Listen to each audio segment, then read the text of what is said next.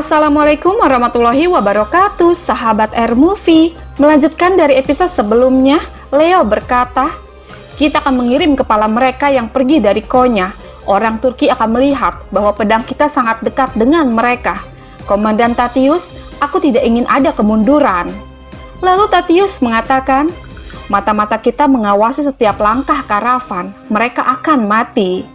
Dan Leo berkata, biarkan mereka datang. Kita akan menunjukkan kepada mereka akhir yang pantas mereka dapatkan. Kita akan mencuci pedang kita dengan darah mereka. Sementara itu, di Yenisehir, Osman berkata, Aktemur, ini adalah tugasmu untuk menyambut mereka yang datang dari Konya. Konur, anjing Tekfur ini tidak bisa ditebak. Jadi, ini tugasmu untuk melindungi karavan. Ayo, Alpen, naik ke kuda kalian. Kita akan membawa bulu nenek moyang kita. Ayo, mari kita pergi. Kemudian mereka pun pergi dari sana. Di samping itu, Leo dan tentaranya mulai mengepung Dursun Fakih beserta rombongan dari Konya. Kemudian Dursun Fakih berkata, menurutmu apa yang kau lakukan? Keluar dari jalan kami. Dan Leo menjawab, kami akan keluar setelah membunuh kalian semua. Kemudian Dursun Fakih berkata, mereka yang melawan negara Seljuk pasti akan dihancurkan. Ini adalah peringatan terakhirku, keluar dari jalan kami. Namun Leo mengatakan, kau banyak bicara, aku akan mengambil kepalamu terlebih dahulu, setelah itu orang-orang di belakangmu. Melihat jumlah mereka yang terlalu banyak, salah seorang tentara Seljuk berkata, mereka banyak, kita tidak akan bisa menang, kami akan menghadang mereka, kalian larilah ke hutan. Namun Dursun Fakih mengatakan, lari orang Turki tidak pernah terdengar. Paling banter, kita berjuang sampai mati. Kemudian pertarungan pun terjadi di sana.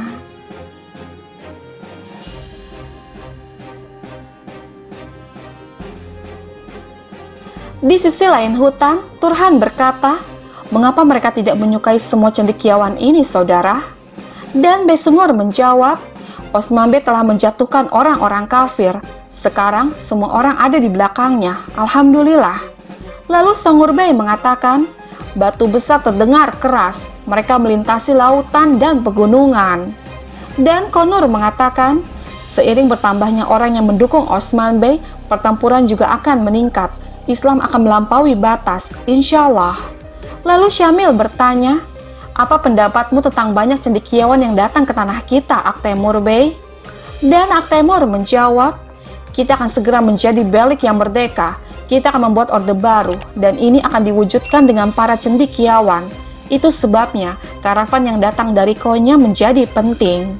Lalu Syamil mengatakan, kami akan melindungi mereka dengan hidup kami untuk kemakmuran.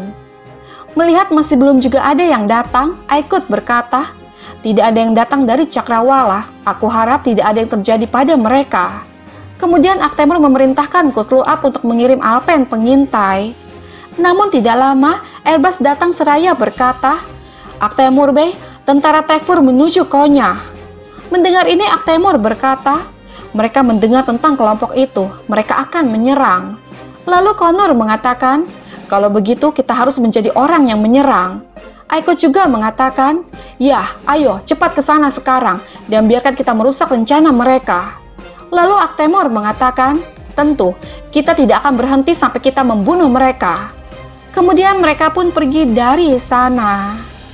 Sementara itu, di makam Ertugrul Gazi, Osman berkata, ayahku, Ertugrul Gazi, dia menghabiskan hidupnya dengan menunggang kuda dengan pedang di tangannya, mencoba menetap di suatu negeri. Kita menetap di tanah ini, alhamdulillah. Tanah tempat kau dimakamkan ini sekarang menjadi negara kami, dan tanpa bantuan siapapun. Dengan izin Allah, kami memutuskan semua ikatan kami. Kami melihat bahwa orang yang berada dalam bayang-bayang tidak dapat memiliki bayangan. Jika kita berada di bawah bayang-bayang orang lain, bagaimana kita bisa menjadi bayangan bagi orang yang tidak bersalah? Kami mengambil alih dakwah sucimu.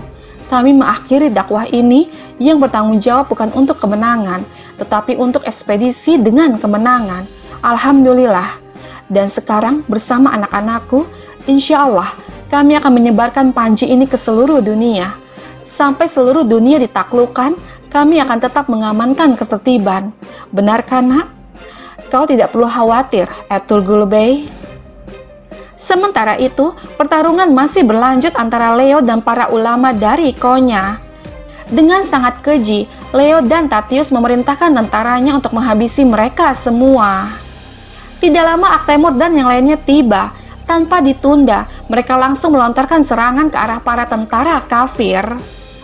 Dan pertarungan pun semakin memanas. Dengan izin Allah, mereka berhasil menghabisi semua musuh. Kemudian Leo berkata, "Kematianku tidak akan mengubah ramalan. Kami akan mengambil kembali tanah yang menjadi milik kami." Dan Konur mengatakan, "Tanah ini akan menjadi milik orang Turki sampai hari kiamat." Kemudian dengan sekali tebas, Konur memenggal kepala Leo hingga putus. Kemudian Dursun Fakih berkata, "Cahaya ilmu pengetahuan menyebarkan ketakutan ke hati musuh. Orang-orang kafir bermaksud memadamkan cahaya ilmu pengetahuan, tapi kalian tiba tepat waktu, pria-pria pemberani." Dan Songurbei mengatakan, "Jalan yang ditempuh dengan ilmu pengetahuan berakhir dengan kemenangan. Tanah yang diambil dengan pedang disimpan dengan pena, Dursun Fakih. Kami akan selalu menjadi pelindung ilmu pengetahuan. Evalah." Kemudian Aktemur berkata, "Alpen, fondasi tatanan baru yang akan kita dirikan akan diletakkan di Sogut. Mari kita kubur para martir kita, lalu pergi." Dan Konor mengatakan, "Ke Sogut bukan hanya dengan ulama, tapi kita juga akan kembali ke sana dengan kepala orang-orang kafir." Kemudian mereka pun pergi menuju Sogut. Sementara itu, di suatu padang rumput, terlihat Bala yang sudah lama menunggu berkata kepada kudanya, "Kamu lihat Alaca? Dia memanggil kita, tapi sekarang dia terlambat dan membuat kita menunggu." Osman Bey, Tidak lama Osman pun tiba, lalu Bala berkata, "Apa yang dapat dilakukan? Kudanya lambat." Mendengar ini Osman mengatakan, "Aku berpikir bahwa telingaku berdenging, benarkan Iltutan?" Lalu Bala mengatakan, "Kenapa kamu hanya berpikir? Tanyakan ini kepada orang yang telah menunggumu. Dari mana saja kamu?" Dan Osman menjawab, "Bersama anak-anakku, kami pergi ke makam ayah untuk kabar baik. Tadinya aku akan mengajakmu juga, tapi kamu mencoba untuk menidurkan Halime, jadi aku tidak ingin mengganggumu." Lalu Bala mengatakan, "Baiklah, katakan padaku Osman Bey, karena kamu telah membuat kami menunggu dan memanggil kami jauh-jauh ke sini, aku harap ini sesuatu yang berharga." Dan Osman menjawab, "Tidak ada, aku hanya ingin balapan." Lalu Bala berkata, "Sepertinya kamu tidak bisa mendapatkan cukup kekalahan sama sekali." Mendengar ini Osman mengatakan, lihat dia, kapan kita kalah?" Dan Bala mengatakan, "Kamu telah kalah dan sekarang kamu akan lihat." Namun Osman mengatakan, Tunggu sebentar, tapi balapan ini akan berbeda dari yang lain." Mendengar ini Bala bertanya, "Kenapa begitu?" Dan Osman menjawab, "Kamu akan lihat jika kamu menang." Lalu Bala mengatakan, "Oho, kamu membuatku penasaran, begitukah? Alaca, apakah kamu mendengarnya? Dia membuat kita penasaran. Mari menang dan lihat, Nona." Osman juga mengatakan, "Oho Iltutan, lihat aku, kita harus menang. Kau dengar, dia penasaran. Jika kita kalah, lihat aku, ayo selesaikan ini." Kemudian mereka pun mulai berlari untuk balapan. Sahabat kita beralih sejenak ke Yenisehir. Malun berkata kepada putranya, "Kamu adalah cabang muda dari pohon bidang yang mulia. Sekarang kamu menjadi cukup kuat untuk batang pohon itu. Kamu tahu itu kan?" Dan Orhan menjawab, "Ya ibu, aku tahu." Kemudian dengan memberikan sebuah cincin, Malhun berkata, "Ini adalah kenang-kenangan dari almarhum kakekmu. Semoga sebagian dari dirinya mempengaruhimu juga." Kemudian dengan penuh hormat, Orhan mencium tangan ibunya lalu berkata, "Aku akan melindunginya dengan segala cara." Lalu Malhun mengatakan, "Kamu membawa hati dan pikiran ayahmu. Aku tahu kamu akan melindungi semua kenang-kenangan dengan segala cara." Sekarang, Osman Bey menyatakan ke seluruh dunia bahwa dia adalah Bey yang mandiri. Ketika saatnya tiba, belik ini dan dakwahnya akan menjadi kepercayaanmu. Pada saat itu, akan tiba saatnya bagimu untuk berbuah di dahan-dahanmu yang kuat. Dalam dakwah ilai kalimatullah, selalu ada rahmat dan keadilan di hatimu, nak. Mendengar ini Orhan mengatakan, kata-katamu adalah jimat di hatiku, ibu. Aku akan selalu menanggungnya. Lalu Malun mengatakan, ibumu akan selalu ada di sini. Jangan lupakan itu. Kemudian dengan penuh haru, Malun memeluk erat putranya. Beberapa saat kemudian, Malun dan yang lainnya menghampiri Ulgen seraya berkata, ayo Ulgen, kita berangkat. Kumpulkan persediaan dan susul kami. Dan Ulgen menjawab, iya, ini hampir selesai Malun Hatun. Kami memuat lebih banyak makanan dan kami akan berangkat. Kemudian Malun dan yang lainnya pun pergi dari sana. Tidak lama Karabe datang seraya berkata, tidak ada, dia tidak ada di mana-mana. Gubrusku tidak bisa ditemukan. Aku mencarinya kemana-mana. Sambil tertawa, Ulgen bertanya, maksudmu yang Alpen atau yang kambing? Ah ibu, Cerkutai memberikannya ke Alpen. Mungkin mereka memberinya makan, dia akan kembali. Lalu Karabe berkata, ya Cerkutai itu, jika dia sedikit saja menyakiti anakku, kamu akan melihat apa yang akan aku lakukan padanya. Mendengar ini Ulgen mengatakan, ayolah ibu, itu hanya seekor kambing, mengapa dia menyakitinya? Oh Cerkutai, apakah kamu tidak tahu ibuku? Ah, sepertinya itu sudah selesai. Ibu, ayo, kita harus pergi ke Sogut. Banyak pekerjaan yang harus kita lakukan. Seketika Karabe berkata, aku bilang Gubrus, tapi kamu tetap saja mengatakan Sogut. Ah, baiklah. Alpen, apakah kalian melihat anakku, Gubrusku, kambingku? Lalu Yagis mengatakan, Karabe, apakah kau mencari kambing besar yang dibawa ke Sogut untuk disembelih? Mendengar ini membuat Karabe kaget dengan berkata, apa? Disembelih? Ah, Cerkutai, Cerkutai, Cerkutai. Terlihat bahwa Karabe sangat kesal kepada Cerkutai.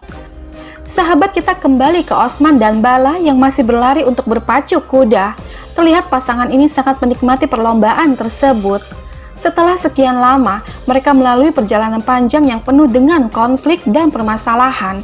Dan pada kesempatan itu, Osman tidak ingin melewati kebersamaan bersama istri tercintanya.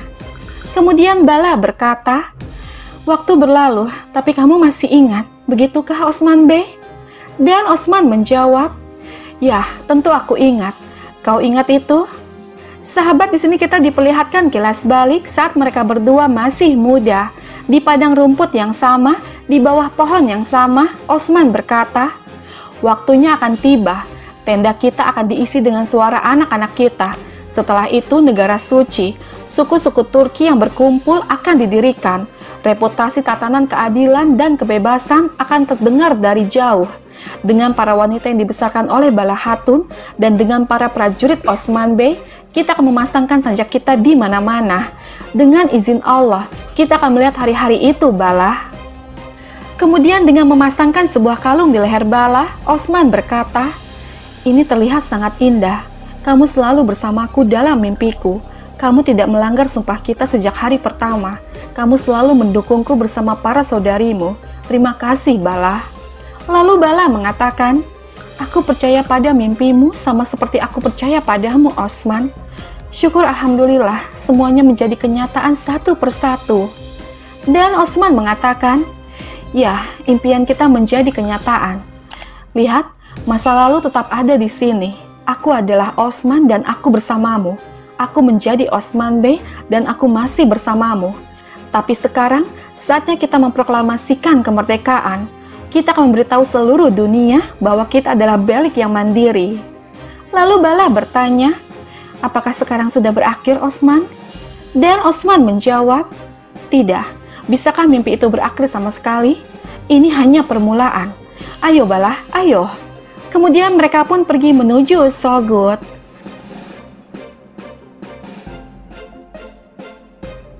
Sahabat, bergabunglah terus bersama kami untuk mengetahui kisah selanjutnya.